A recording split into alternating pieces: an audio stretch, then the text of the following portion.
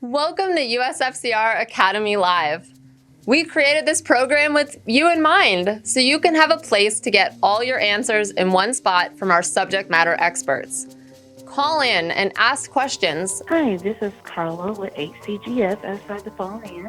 Hey, Carla. Ask us about different solicitations, about the industry. Doesn't matter if you've been in for a day, a week, lifetime, doesn't matter. No matter what the question is, we want to be able to answer it. The greatest part is there's no prerequisite for getting on the Academy Live.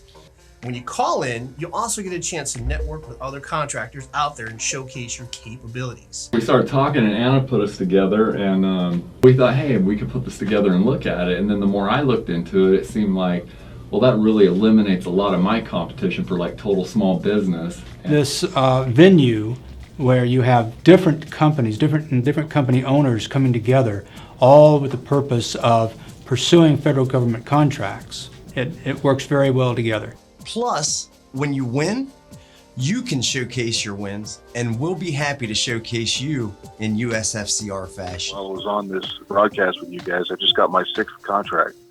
What? Really? Yep.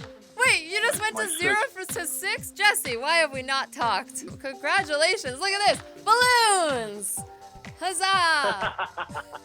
Well, of course we have some killer content, but really, this program is designed for you. For you. For you. For you, the government contractor.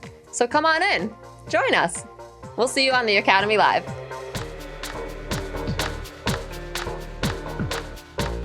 Welcome back to another exciting episode of the Best of USFCR's Academy Live. If you were here joining us last week, type your name into the comments and let us know what you learned. If you weren't here last week, type into the comments what you're hoping to learn. We always want to hear from you, and that's why we put together this Best of Academy Live series. This is a culmination of questions asked by you all the way from May of 2019 till now. So these are the best questions asked in relation to federal contracting. And on today's episode, we're going to be talking about using some of the tools that you have in place, such as the Advanced Procurement Portal, to really help you move forward to the next step. And this ties along really great to what we learned last week, because the skills that you learned with networking last week will help you this week with applying them to the right federal agency for your industry. We're here to help you guys earn federal money. And so today, I want to just jump right into this information. If you miss anything and have to go back, be sure to go back onto the Facebook group and follow to get notifications of next week's video, because we'll be coming back again next week at 2 p.m. on Monday. And then you can also, if you're watching on YouTube, you can go ahead and subscribe to get notifications of when we're live next week as well. All right, so take notes and here we go.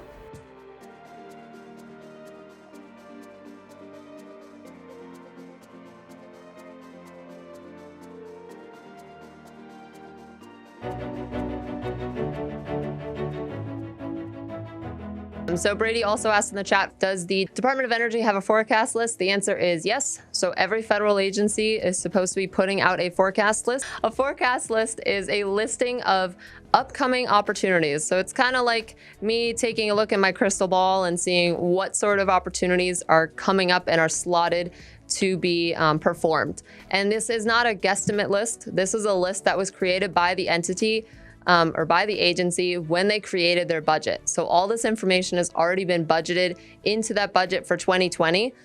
So they already know that this is something they definitely want to procure. So it's not like you're taking a gamble, but they do have a disclaimer on there that technically they're forecasted. So it doesn't mean that they will happen, but they're most likely. It's kind of a heads up list. So if you Google Department of Energy forecast list, it's probably going to be posted on their Office of Small and Disadvantaged Business Utilization site. And then you can take a look and see what sort of opportunities are coming out in the near future and who are the points of contact. I have recently signed up with DIBS, DIBBS. And if you can show me how to search my NIC code.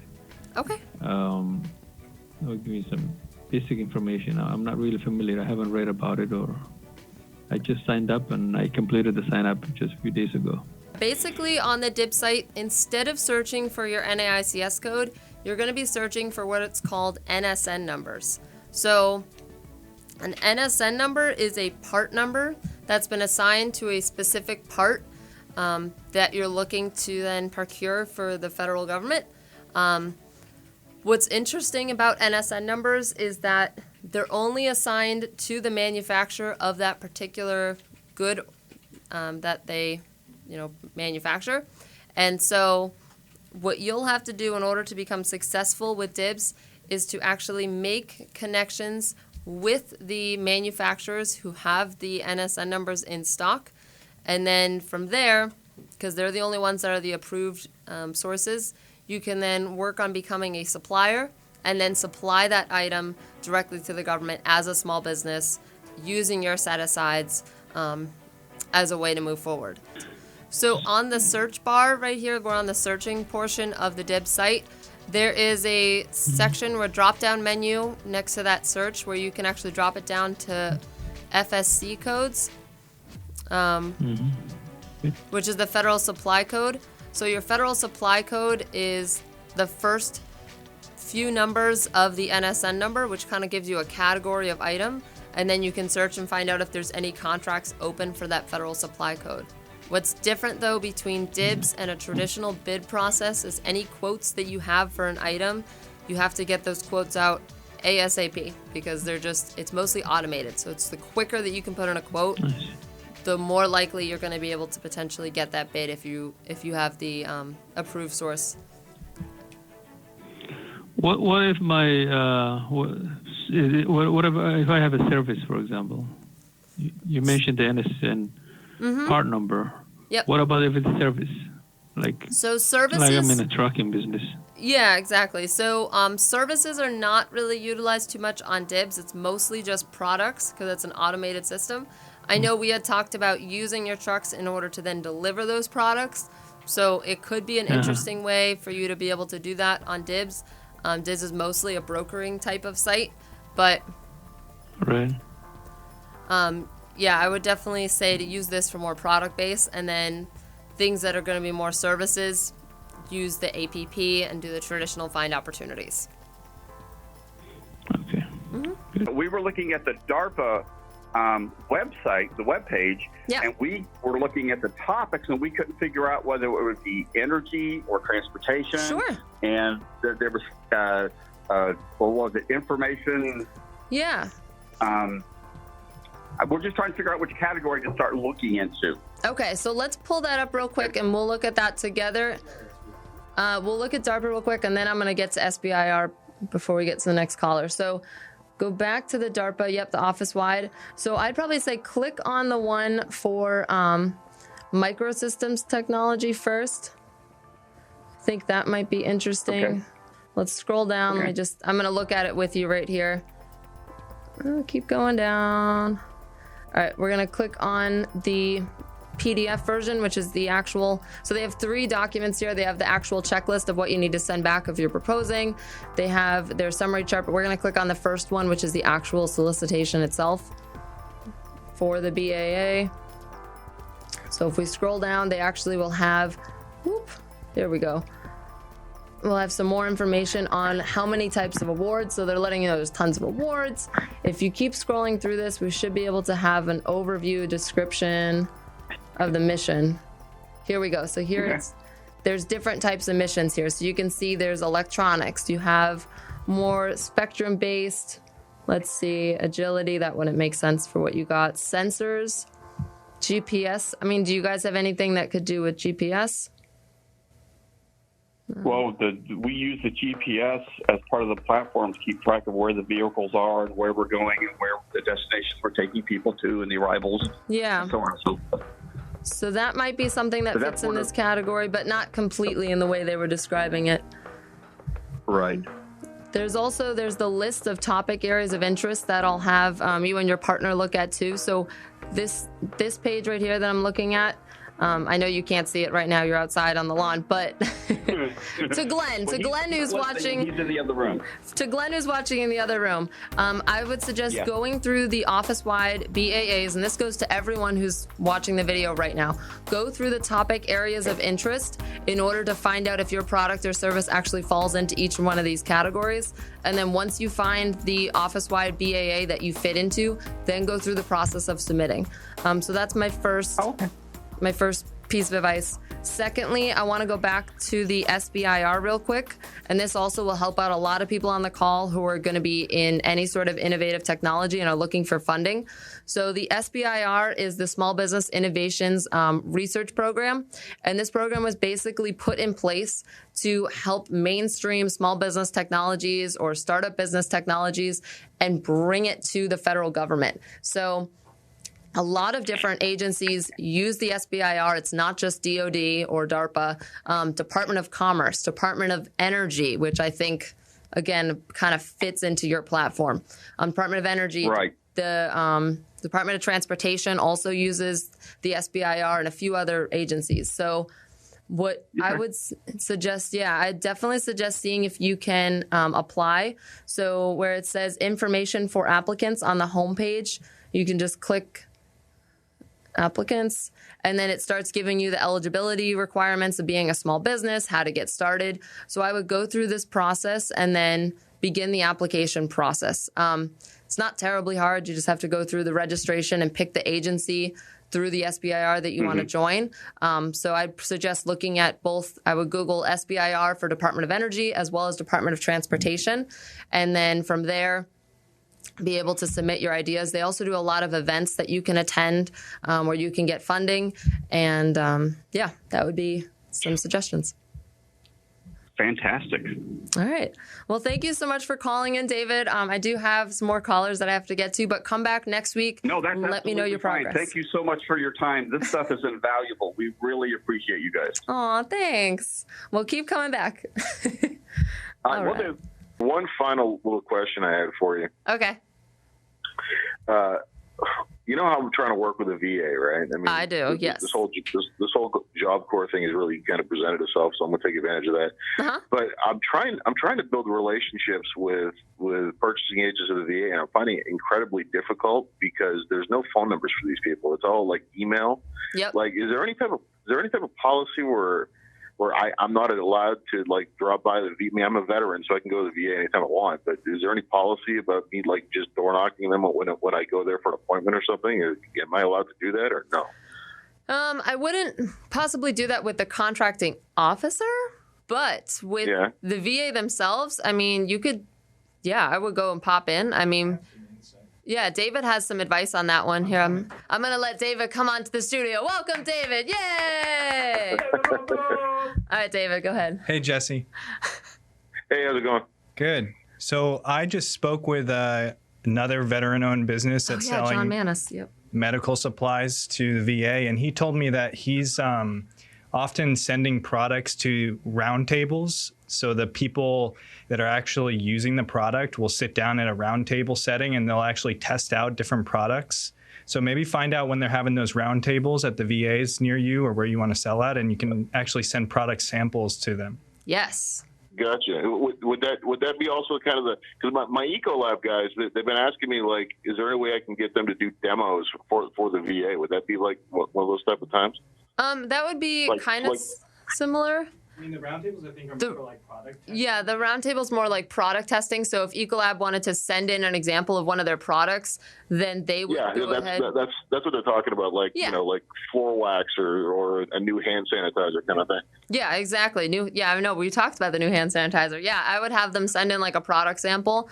So next time, you go to the VA, ask them if they know anything about the next roundtable that's going to be held with the end user, which the end user is that particular office, location, agency. So find out when that's going to be and where you can send in some product samples.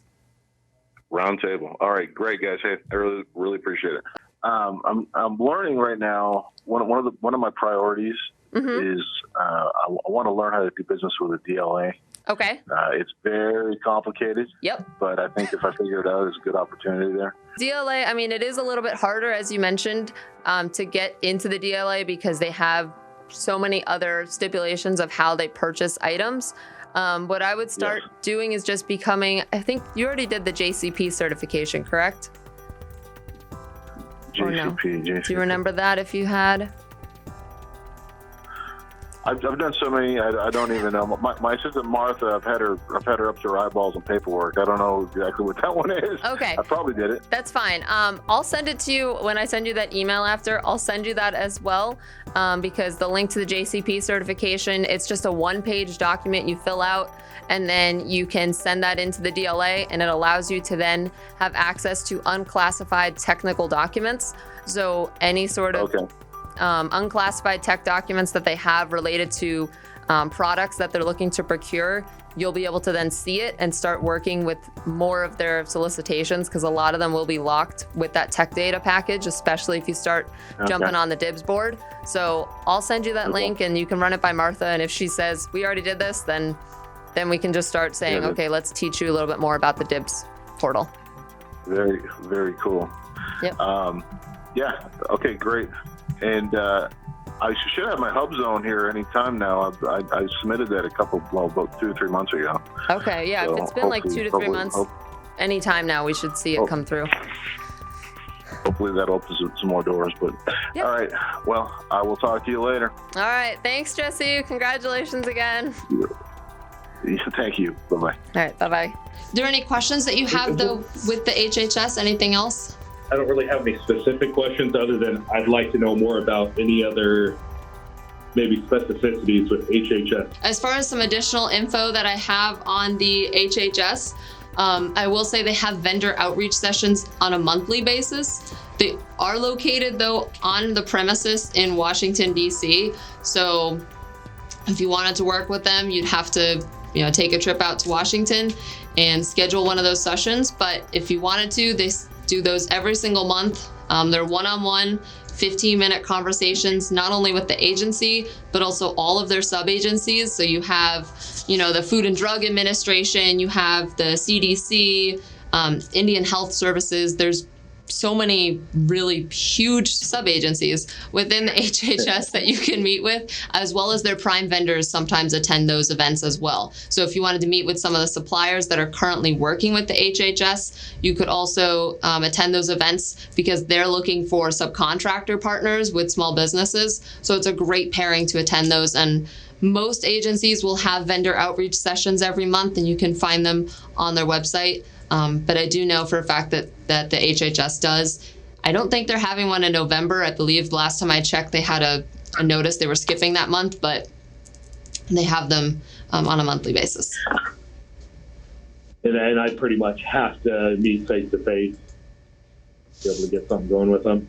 You don't have to. The other option, again, is that small business specialist. So that's the phone call and email way to go about this. So if you can't attend a vendor outreach session in person or go to one of the events that they're going to, reach out to the small business specialist, send them your capability statement, maybe any additional, brochures or something that you have to give some supplemental information, and then see if they can connect you with any contracting officers who may have some opportunities for your company. Brady said that he was confused about if you had to register with VetBiz if you were not going to be going forward with veteran affairs contracts. So the Vets First program, yes, that right there is if you want to work with the VA. If you don't want to work with the VA, you still have to make sure that your service-disabled veteran-owned status is posted in VetBiz, because that's how they're going to verify you. If you got the service-disabled veteran-owned small business certification through USFCR, we're making sure that happens, so I wouldn't worry about it. If you did it on your own, just go back through and check that you're in VetBiz as well, because that's how they can verify, again, either service disabled, veteran owned status, or regular veteran owned status. Cool. All right. The federal fiscal year starts in October, which means we're actually in the last month of last year's budget for fiscal spending. Now, what they do is they actually break down each one of these calendar year budgets into different quarters. So October 1st through the end of December is actually quarter one. Then you have January 1st starts quarter two. Now, the big thing about budgets, as most of you know, is that if you don't use your budget, you're going to lose your budget. So because of that, the government kind of falls suit, and historically they spend the most amount of money in the fourth quarter. And even more particularly, they spend the most money in September, which is the month that we're coming up on, well, right now. So the government historically spends the most money in September because they have to use up their budget, or else it's not going to be the same for the following year. So I want to give you a visual of this so you can understand kind of how the government is spending their money. And we're going to use a site called USASpending.gov. Now, USASpending.gov is an awesome tool that we can pull up on a screen share for you, where it shows you basically where the government is spending their money and how they're spending it. So we have a advanced search at the top. So if we click on award search and then select advanced search, we can actually go ahead and do advanced searches by different agencies. So let's redo this search because we have a few search terms already pre-populated. So let's go ahead and hit the reset search button in the left corner right there. We'll start this over. So let's actually look at the past 3 years. So fiscal year 2018, 17, and 16. We're going to look at those and we will hit search, and let's arrange it by time. All right. And then also on the left-hand side, we want to award type. We want to select contracts and then hit submit search. All right. And let's arrange this by quarters. And here we go. So as you can tell by this data, historically, quarter four is the biggest amount of federal spending in contracts. I mean, 2016, we had 160. What do we get in 146 billion. That's awesome. Quarter four in 2017. What are we at? 170 billion. Wow. And 2018, what was quarter four? $183 billion. Wowzers.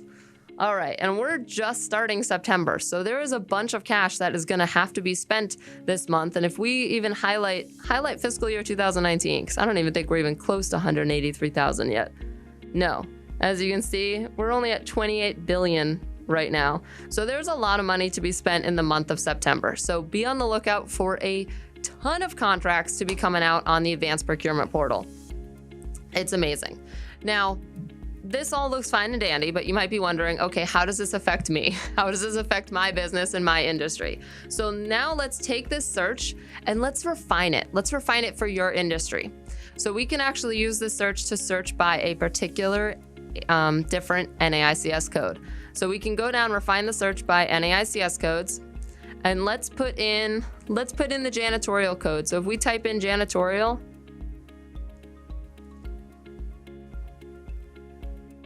and click on the code right there, 561720. All right, and then we will hit the submit search. We can now see some of the data for janitorial, of how much money they've been spending in janitorial over time. Now, what's interesting about this is, as you can see, janitorial, it looks like the most money is spent actually in quarter one, which starts in January. So really using this data, why we talk about it is because it's going to help you to give you an understanding of when the government's going to spend money on your particular item, so you can be on the lookout. It also gives you information on which agency you should target.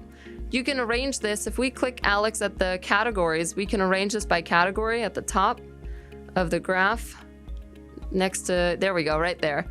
We can actually arrange it, and there we can see the agencies that are spending contracts for our NAICS code. Wow, Department of Defense does a lot of janitorial work. That's insane. So if you were in janitorial, you definitely want to make sure that you're marketing yourself to the DoD. And also Homeland Security, the GSA, the VA's office, and Department of Transportation, because they're spending a lot of money. So if any of you haven't decided on which agency should be your target, I would reference USASpending.gov to find out what that agency is going to be. And if you want, here, I'll even give you a freebie on the question call-in.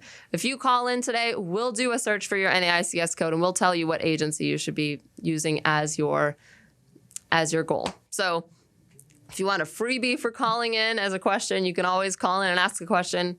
which agency is buying the most of my items or services, and then we'll do an NAICS code search live using USASpending.gov. All right, so again, tying it all together, once you have this information, you can then take this info and go to the advanced procurement portal to then see, what contracts are available. So if we go to APP, we would click on the Find Opportunities section. And then we can take the data that we pretty much learned. So we learned that Department of Defense is the one that, spends the most for janitorial. Now, Department of Defense on here is actually an agency broken up by the subsection. So Department of the Navy, Department of the Army, Coast Guard, all of the different subsections. So let's try another one. Well, actually, we could put it in the Navy. We'll just use the Navy as an example. So we'll put in the Navy in there because they're part of the Department of Defense. So we'll click on Department of the Navy. Under the NAICS code, we'll put in janitorial. We'll select the code for 561720. And then we'll hit Apply Filters. Awesome. So that right there is how you could tie all the information you gained from USA Spending onto the advanced procurement portal in order to see what sort of contracts have been coming out. Now, something I need to give you as just kind of a news bulletin that pretty much hit the presses fairly recently. So for those of you who don't know, FBO.gov is going away. That's right, FBO.gov is going away. But don't be alarmed because guess what? You still have APP. So as a member of US Federal Contractor Registration, you have access to the Advanced Procurement Portal, which is the portal that you should be using to search for contracts. Because what's great about this site is we know how to pull the data from all the existing government sites into one particular spot for you, so you're not having to go onto 7 or 8 sites at once. Now, FBO.gov is going to be going away as it's incorporated into the new SAM beta site. Anytime a site gets adjusted, there is an adjustment period where things don't work, where things are broken, where links are just taking you to places that don't make any sense. So what's awesome is you don't have to worry about that hassle because you have the Advanced Procurement Portal. So if any of you that are watching this Masterminds right now haven't logged into APP, please let us know. Send us an email. You could send us to the training email, just training@USFCRGov.com, and we can go ahead and make sure that you get a email login to APP. All right. How can we find out what are, let's say, the top 5 or top 10 products that the government looks for when they're doing this, when they're, for this Buy American Act? But what do they actually look for? Because I have a very flexible business at this time. We have different ideas for creating different products, and I'd like to actually kind of gear them towards what the government actually does buy. Sure. Can you give me some examples of some of the products you've already created? So right now, my company provides a service of cutting down trees and stump removal, but we have logs. All those trees that we cut down, we have logs. Nice. And we're looking to mill them and create lumber. But in addition to lumber, we're thinking about creating pallets, wooden pallets. And I'm thinking, we could very easily create other products made out of that exact lumber, which comes right out of Georgia from the actual trees. There are various types of trees. So my thought is, okay, before deciding on embarking on creating pallets, let's see if that's something the government would be buying, and or what are their top 3 things that they buy that might be made out of wood that I might be able to start Yeah. creating. Okay. Yeah. Awesome. That's a really great question. So the way that you can check that, Virginia, is we do have the Advanced Procurement Portal, which is a proprietary search portal that we created here at USFCR as a way for clients to be able to find opportunities a lot faster, because it pulls basically all government procurement into one portal. So instead of you having to go out and check on all the different sites that the government is posting, we put them all into one site. And one of the things here that we can do is we can actually use search filters to search for some of these particular items. So if we search For example, in the, I believe honestly in the NAICS codes, there is a code for, I believe it's wood manufacturing. Oh, okay, so David just did a search and he found that they do have, the government does have a code for pallet manufacturing. They have a code for wood furniture manufacturing, as well as wood window and door manufacturing. So those are some examples right there of some of the things. But if we, let's see here, are you searching for pallets right now, David? What's the most recent one? The most recent one was from last week. Oh, okay. Less than a week ago, and it was from the Navy. Yeah, okay, awesome. So we have one on here that was less than a week old from the Navy, and it looks like they were procuring some pallets from small businesses. Yep. So it is definitely something that they're purchasing. The other thing you can do, Virginia, is by getting registered to do federal contracts, you can also solicit your products and services to prime vendors. So these are large, primes are basically government contractors that are already established. So for example, if we're talking about using the code, for example, wood manufacturing for furniture, there's probably, you'd want to look up who the top contractors are for wood furniture manufacturing. And then from there, you can then solicit your services to them to become one of the suppliers of their materials. So you might be able to, then you might be able to get federal dollars that way as a subcontractor. Fantastic. Yeah, so there's actually the business you have, there's a lot of different angles you could go with this for sure. Awesome. Thank you. Yeah, no worries. And tree and stump removal, that's also a good one too. That is a service that is definitely being procured for, especially after national disasters. Department of Homeland Security, they're the ones that run FEMA, and so they actually put out some solicitations for that every once in a while to help with that cleanup, debris cleanup, remove some trees, clear the areas. Trail clearing is a big one also with the forest services. The questions I have now is, you mentioned earlier about being able to be a subcontractor. I'm having issues trying to find actually a prime to work with. What sort of consulting services do you do as far as business consulting goes? Project management, project consulting, month development, testing, you name it, Jura application, a plethora of IT services. Okay, awesome. So when it comes to finding a prime to work with, where have you been going so far as to look for them? Actually, because I've had, like I used to do when I was in D.C., I worked with Allen Hamilton and other big companies, PwC, Northrop Grumman. So I have contacts from my old colleagues, and so I've been working with them to find that I can leverage with, but it's just been really difficult not being in the area, so not able to hear in Florida, where I live right now. Okay, so it's mostly just the distance between where you were in DC and where you are now that's the trouble you're having with doing any sub work? Yes. Okay, so it's not that they're not willing to work with you, it's mostly just location?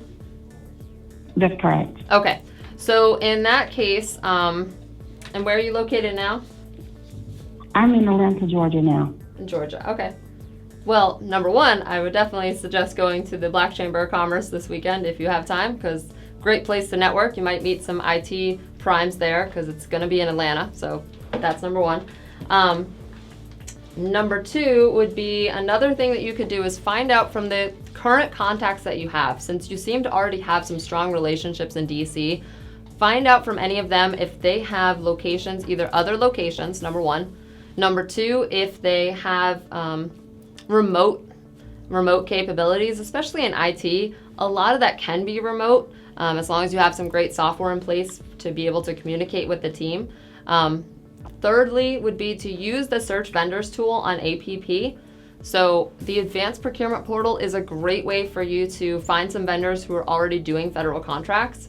So I'll have David pull it up on the screen, but on APP, you can go to the search vendors tool and we can put in the NAICS code For IT, like we can put in, I always forget that one. like software publishing is one of those. Okay. Or web hosting. They put in web hosting, that's a good one. Yeah, so we can click on like the web hosting code, we can put in Georgia as the state, and we can find someone that's local. So that way you can find a vendor that you can work with possibly locally who's already doing some contracts. And when you go into their, and when you go into their profile, you can find out if they've done federal contracts before.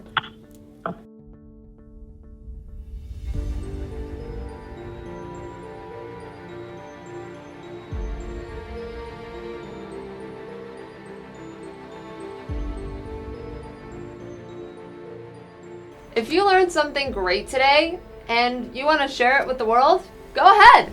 Use the hashtag.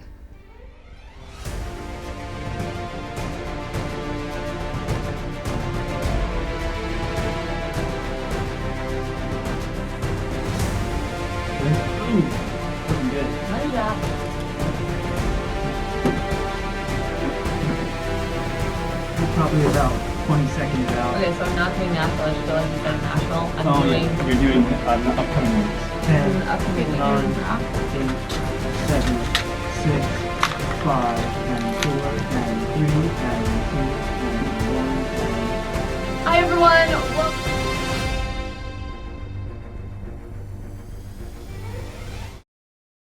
Okay, awesome. So Mohammed's question is he wants to know how to find opportunities in APP for solicitations that are not US based. So what you can do, Mohammed, is in the Find Opportunities section. If we go onto APP, you can actually search international contracts.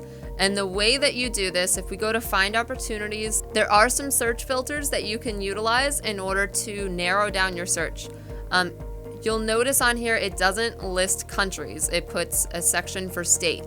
So Mohammed, if you leave the state section blank, it's automatically going to search not only US based but also international contracts. So the biggest thing with the search filters on here is that you're going to want to search for the actual country that you're looking to do business in or the language. So that's a great example. So if you're looking for example, a contract in Jordan, you could either put in Jordan for the keyword and hit apply filters, or you could put in Jordanian. Or for example, if you wanted to work with Ukraine, you could put in Ukraine, or you could put in Ukrainian and just play around with it and then see what sort of search results you get when you hit apply filters. Because you're gonna get listings then of solicitations that have to do with that. So if we see, there we go, we put in Jordanian, the first thing we see on there is posted just this past week, and it's a network upgrade of the Jordanian Armed Forces, computer design services, solicitation, boom, there you go. So you're gonna see things that are different locations. How you're going to be able to tell if they are US based or not. Alex, if we click on view more for that first one there, thank you, and then scroll down to the bottom, you're going to see two different spots, Mohammed. You're going to see place of performance, and then you're also going to see office location. So in this case, you can see, we'll stop and boom. The office address says that it's in New Jersey and the place performance says not provided. But when you actually look at the description, if we had clicked on the file, you'd probably see that the place performance is in Jordan. So that's something just for you to kind of keep in mind as you're looking at these. Look at the location, place of performance, and yeah, there's that. Hello, my name is Alexis. I work with Selkirk Products. My question is, I can find awarded contracts for the total amount that they're awarded for, but I'm looking more for the specifics, like what the product quantities are, all of that, so that I can use that as a mold to come up with my quote and make sure that I'm doing a marketable quote. Awesome. Okay. Great question, Alexis. Thanks for calling in. So yes, right now, what you're finding on APP probably is information about the total bulk award, because when a contracting officer posts their award notice, they're just posting the total cost. They're not putting a price breakdown, because it wouldn't be fair for that vendor for them to give the specifics of all their prices. But rest assured, there are two backwards ways that you can kind of help to find out if you are in that acceptable price range, which I want to help you get to. So first thing is that on the advanced procurement portal, are you searching in the contract catalog or are you looking at award notices? Award notices. Award notices. Okay. So when you're looking at award notices, you will notice in the top, if I'm looking in my head, top right-hand corner, it says coming soon is the link to the original solicitation. So it is something that is currently slotted and we are working towards having it happen.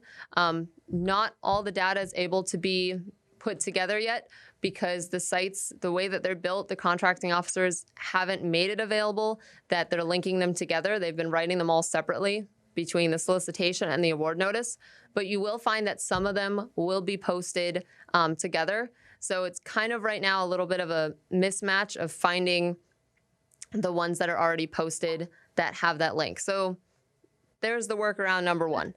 Number two is if you just want to find out some acceptable pricing, are you doing it for products or services? What kind of business is it? The ones I've been looking at have been products, for instance, vinyl printing specifically. Okay, cool. So what you can also do is go onto the GSA's Advantage site. This is a great site I use for pricing research. So GSA Advantage is basically the government's version of Amazon.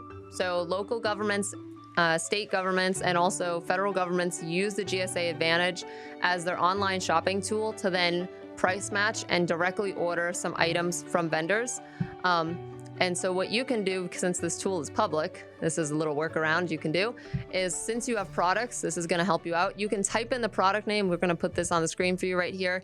You can type in the product name in the search bar at the top. So if we put in vinyl printing or vinyl print, let's see what we get.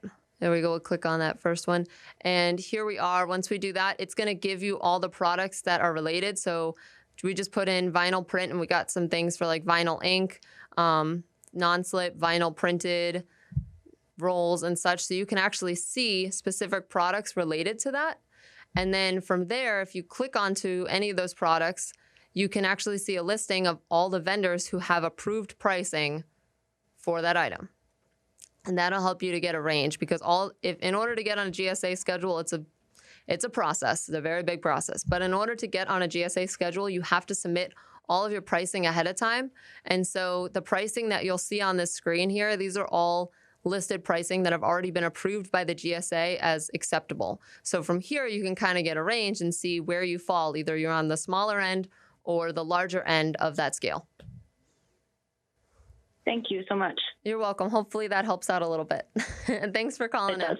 So what you can do, Corey, if you are getting email notifications for Northern California and you're looking for Southern California for your advanced procurement portal, one of the things you can do is if you really wanted to just find things in your zip code, it's going to be narrowing it down. So you kind of have two options. In the settings of APP, there's a section where you can add in your zip code and your primary NAICS code, and that's going to set up an alert for that area.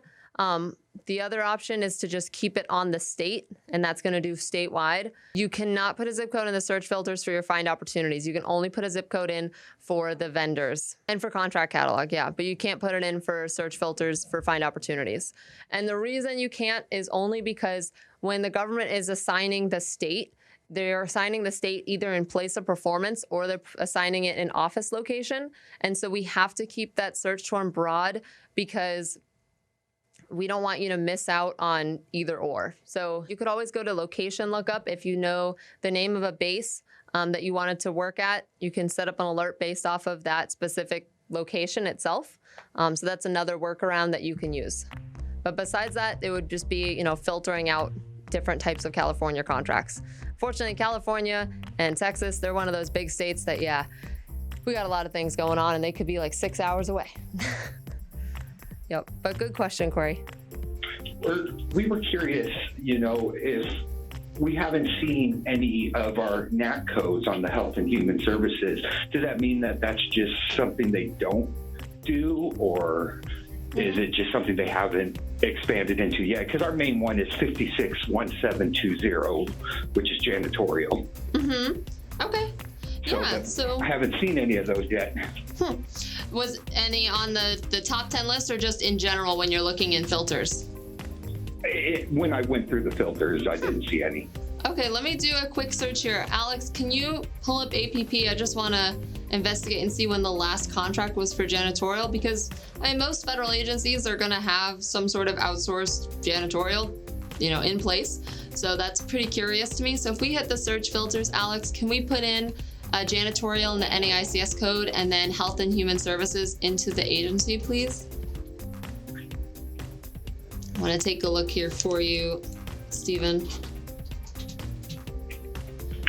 because I want to see when the last one was, because the thing with janitorial, and I want to see if my theory is correct, most of the time with janitorial, they are going to be long-term contracts. Yeah, it does seem like they're a while ago. Okay, so most of the janitorial contracts you're going to find are long-term, so they're going to have a base year plus an additional 4-year options. So that means they could potentially have this contract for 5 years with that one office, and it may not even go out to bid for another 5 years. So if this agency is one of the ones that really sticks to just keeping someone until those 5 years are done, then you may find less janitorial contracts coming through the system.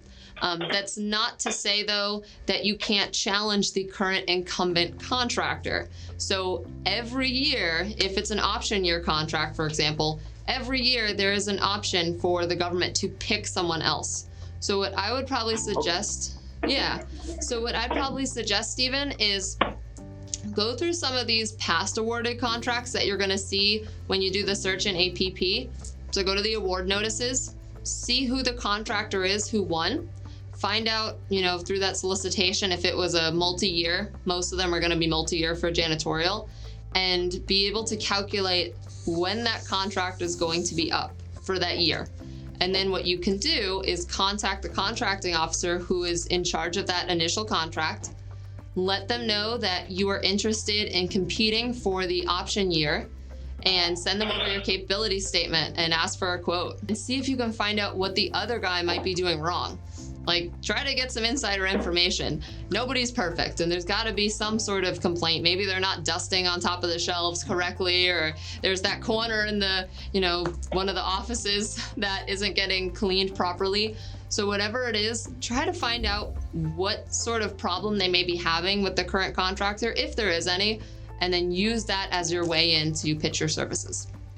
Fred McBride actually posted some advice in there for Steve. So thanks, Fred, because we talked about this the other day. So what Fred has found, he's also in janitorial, and what he's found is that a lot of the janitorial contracts are actually being listed under the Temporary Help Services Code, oddly enough. So that also could be why, Steve, you haven't found any janitorial contracts yet. So what I did with Fred, actually, when we set up his alerts, is we had put janitorial in the keyword section, and then set up an alert for that. And through there is how we found out that a lot of them were coming through Temporary Help Services, but they said janitorial in the title. So that's another workaround for you. So thank you, Fred, for bringing that up. I forgot to say that. So thank you, Fred. Awesome. I love when our vendors help other vendors. See, that's the community aspect that we're talking about here. USFCR's Academy Live, connecting you with other people like you. All right, question from Maureen. Her question is there a website that you can go to, or a company where you can sign up to get alerts on subcontracting opportunities? So there isn't a website where you can get like an alert on it, but there's plenty of websites that you can go to find posted subcontracting opportunities. So let me show you a few of them that we know of. So one of the ones you can go to is the SBA's subcontracting directory. So this will pull up here for you in a sec, but the SBA's subcontracting directory is basically a map of the United States where you can either advertise as a company looking for sub opportunities, or you can advertise as a company who has a contract looking to find a sub. So it's kind of used interchangeably. So this would be the first place that I would recommend going to, and you can actually post your company on there saying you're looking for subcontracting. So what you do is you basically, let me show you how it works. You can click on a state. So let's click on Florida, because that's where we're located. And then once you click on the state, it's going to give you some of the options here. On the left-hand side, it says solicitation number or NSS number. Now, that right there is going to kind of give you some information on Are they looking for subcontracting, or do they currently have a contract? So the first few up there say subcontracting opportunities, seeking subcontracting, seeking partnerships. So those are people that don't currently have a contract, but they're looking to partner with someone. Versus if you scroll down a little bit, you're gonna eventually find someone like right there, the Cygnus Group, Great Lakes. Click on Great Lakes, dredge, yep. So that one has a solicitation number attached to it. It lets you know the type of businesses that they're looking to work with. If you scroll down even more, they give you the NAICS code that's attached to this. They give you a brief description of who they're looking for.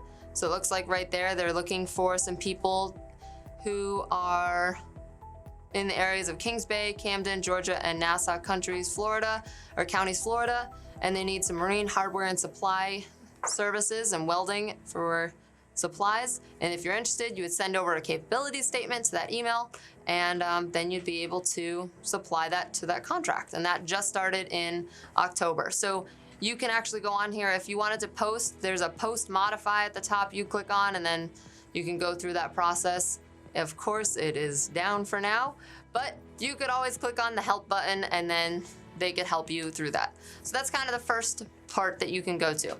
Secondly, the GSA has a subcontracting directory as well. Now the GSA subcontracting directory is probably more of what you're looking for, because you can actually search by NAICS codes and see if there's any posted by current GSA contractor holders who have posted stating that they may need some subcontractors. So these are people, again, that have current GSA contracts that are required to subcontract portions out. They may already have some subcontractors lined up, but if they don't, then you can go on here and you can work with them. So on this site here, where it's talking about subcontracting, you can click on View All Contractors in blue if you scroll down.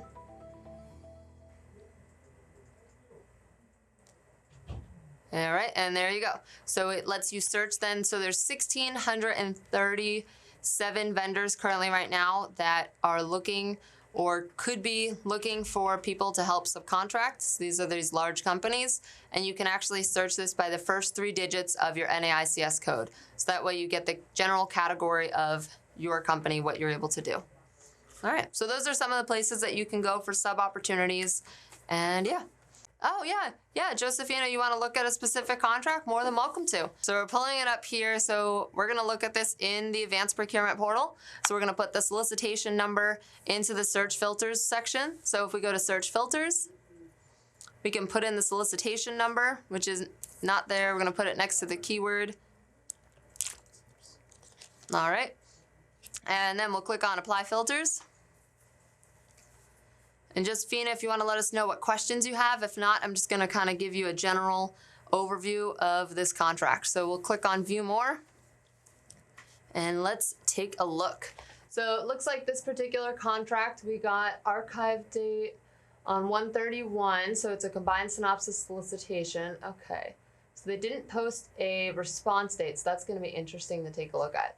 So if we scroll down a little bit here, this is for institutional building construction. They don't have a set-aside attached to it, Department of the Air Force. All right, let's get to the meat and potatoes in that description here. All right, so Eglin Air Force has a requirement to renovate a building at the Eglin Air Force Base in Florida. Cool, that's not that far from us. All right, so they're gonna be replacing the existing steam, metal roof, replacing the HVAC system. Okay, scroll down a little bit in this. Keep going. All right, wait, pause. Proposals are not being requested or accepted this time. Request for proposal will be available on the government's on or around November 14th. Okay, this makes more sense. So Josephina, this right here was probably mislabeled by the contracting officer. So this is actually a pre-solicitation that the contracting officer has listed as a combined synopsis solicitation. So a pre-solicitation is a heads up of a contract. So it means that there's no actual solicitation for you to respond to yet, but they're letting you know so you can start gathering your information, your documents, and getting it all together for when it's released. So this particular one won't be coming out until around November 14th. So what I would do to be able to take a look at this one and keep an eye out is what you can do is on that solicitation, view more. So I'm gonna scroll down to the contact information on this. All right, there we go for Brianna. So I'm gonna click on Brianna. So she's actually for the Air Force right out of Eglin, so she's on location, that's awesome. We'll view more, and what we'll do is on the right-hand side, it says agent options. So for you to be able to get an idea of when this is actually going to come into a full modification, which at this point they'll probably have to modify it since they didn't label it a pre-solicitation. At first, you're gonna click on Watch Agent. So you'll click on Watch Agent and turn that on. What that's gonna do is anything now that Brianna Miller actually posts from this day forward, you're gonna get a notification in your federal feed. So if she makes an adjustment to this and let's say modifies it, it's gonna show up in your federal feed. Now, probably for your standpoint, I would just keep an eye out also, just in case maybe it's adjusted by a different contracting professional, but I was pretty sure it's gonna end up being Brianna because she's the one that originally put it out. So then you can get an idea of when this will be fully released.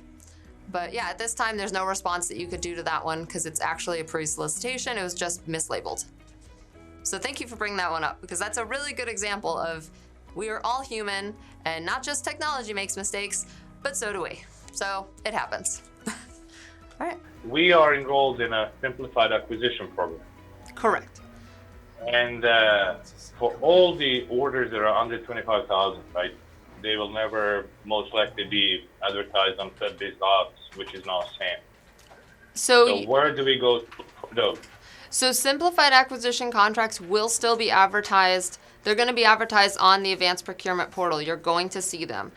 So anything that's less than 250,000, it's still going to show up. It's going to show up and allow you to, put out your request for proposal or your request for quote. What the sole source contracts are for simplified acquisition, which is where some people can get confused, is that while being part of the simplified acquisition threshold, under that threshold here, you do have the availability of having the government sole source a contract.